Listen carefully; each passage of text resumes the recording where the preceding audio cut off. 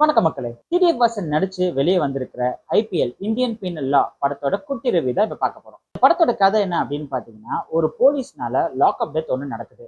அந்த lockup டெத்ல Innocent gap டிரைவரான Kishore வந்து involve பண்ணி அக்யூஸ் பண்ணிடுறாங்க. அவரையும் அக்யூஸ் பண்ணாங்க. அதுக்கப்புறம் என்ன நடக்குது அப்படிங்கறத மீதி கதை. படத்தோட டைரக்டர் கருணாநிதி ஒரு ஸ்ட்ராங்கான கதையை தான் இந்த படத்துக்கு வச்சிருக்காரு. பட் என்ன பொறுத்த வரைக்கும் அந்த ஸ்கிரீன் பிளே எல்லாம் பாத்தீங்கன்னா ரொம்ப ஆர்டிபிஷியலா நிறைய விஷயங்களை திணிச்ச மாதிரி ஒரு ஃபீல் இருந்துச்சு.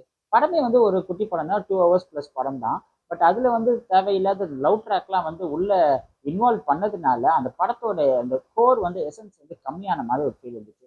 செகண்ட் ஹாஃப் வந்து சுமாரா இருந்துச்சு. பட் ஃபர்ஸ்ட் ஹாஃப் பார்த்தீங்கன்னா அது உங்களை விட ரொம்ப ரொம்ப சுமாரா இருந்துச்சு. இந்த படத்துல நிறைய ஃபேமஸான ஆளுங்கள்லாம் கேஸ்ட் பண்ணியிருந்தாங்க. ஃபார் எக்ஸாம்பிள் ஒன்று சொல்லணும்னா ஆடுகளம் நரேன், கிஷோர், அபிராமிலாம் வந்து அவங்களோட பெர்ஃபார்மன்ஸ்ல இருந்து ஒரு பாயிண்ட் கீழே பெர்ஃபார்ம் பண்ண மாதிரி ஒரு ஃபீல் இருந்துச்சு.